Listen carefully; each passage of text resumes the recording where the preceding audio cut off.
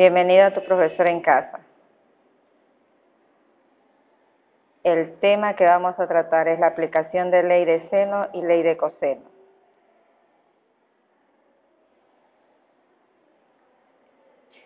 Ley de seno y ley de coseno.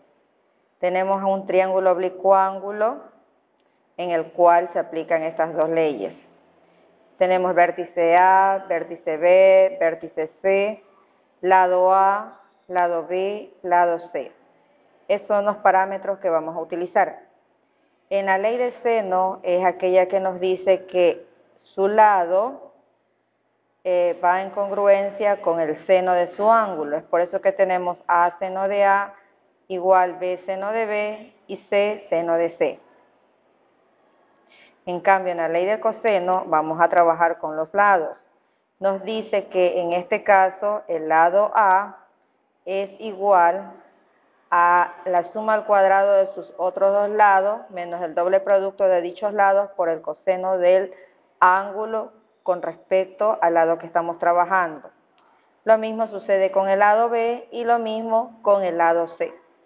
A partir de estas tres fórmulas podemos despejar lo que corresponde a los ángulos. Acá tenemos para el ángulo C, para el ángulo B y para calcular el ángulo A. Estas de aquí serían las fórmulas básicas de ley de seno y ley de coseno. Recordemos que triángulo oblicuo-ángulo es aquel que no tiene ángulo recto. Para solucionarlos no se puede utilizar Pitágoras ni tampoco funciones trigonométricas. Y también tenemos que recordar que la ley de seno nos dice que los lados de un triángulo son directamente proporcionales a los senos de sus ángulos. La ley del coseno, pues como les explicaba anteriormente en las fórmulas. Ahora muy bien, en el siguiente ejercicio nos indica que tenemos que resolver el triángulo oblicuo-ángulo. Es decir, encontrar el valor de sus lados y de sus ángulos. Como primer punto vamos a calcular el ángulo A, aplicando la ley del coseno. Lógicamente tenemos que indicar los vértices y los lados que nos dan. Entonces, en esta vez también tenemos que señalar los ángulos, como nos damos cuenta. Directamente de las fórmulas anteriores hemos seleccionado aquella que es para calcular el coseno de A. Lo que nos resta es reemplazar. Reemplazamos los valores, como mostramos, de acuerdo a los lados. Resolvemos la potencia y una vez que está resuelta la potencia, nos tocará reducir términos en el numerador, luego dividir para el producto que se origina en el denominador y finalmente ya tenemos que el valor de A, en este caso, nos viene a dar el valor del ángulo que es 60,94 grados.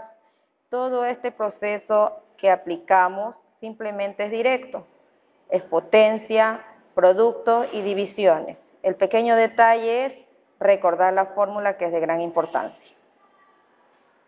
A continuación tenemos el segundo paso, quiere decir para el lado B, el ángulo del lado B. En cambio, en este caso vamos a aplicar la ley del seno. Como recordamos anteriormente, la ley del seno es igual a seno de A, B seno de B, C seno de C. Reemplazando, tenemos lo siguiente. Siempre utilizamos la parte que está completa de datos y una parte incompleta.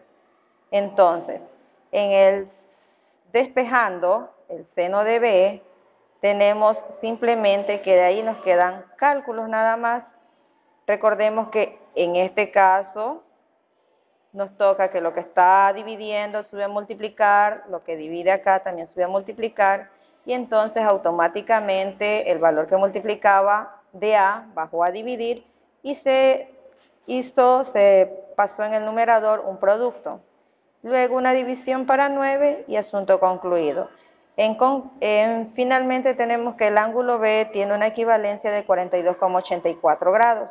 Ya tenemos dos ángulos, el ángulo A y el ángulo B. El ángulo B es más fácil de calcular. Todo triángulo en su parte interior la suma de sus ángulos va a ser igual a 180 grados. Entonces, como es 180 grados, como les indicaba, el ángulo A, el ángulo B, el ángulo C, simplemente nos toca despejar el valor que queremos, en este caso C. Por lo tanto, A que suma y B que suma pasa al otro lado a restar. Realizando la operación nos queda 76.22 grados. Y finalmente hemos obtenido el valor de los tres ángulos. Gracias.